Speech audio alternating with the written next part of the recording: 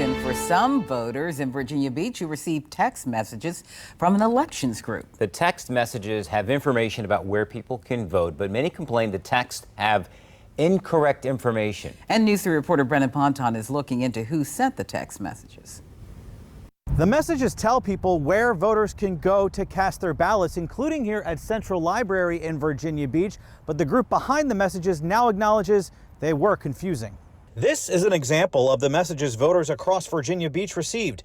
This one says it's from Kevin with Voting Futures and tells the voter they can vote at Bayside Rec Center. But that's not the voter's precinct on Election Day, and instead is a place where they could vote early.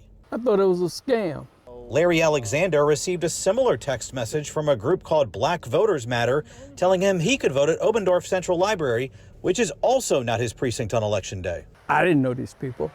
And then, of course, I did take the time to call the phone number. And when I called it, all I got was a busy signal and just indication of, hey, this can't be legit.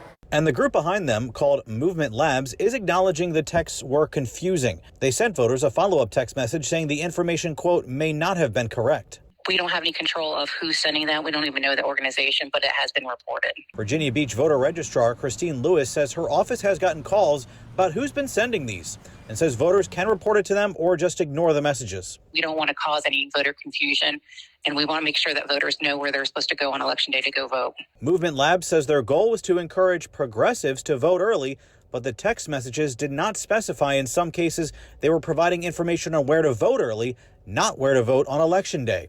In a statement, they wrote, quote, "We know that mistakes like this, when the stakes are high, have a true impact.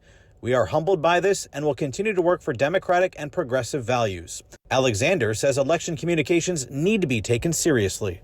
The right to vote, as well as the right to be a citizen of this country, shouldn't be taken lightly. Movement Lab says they will be doing an investigation into what went wrong, and they say they will release the findings. I'm Brendan Ponton, News 3.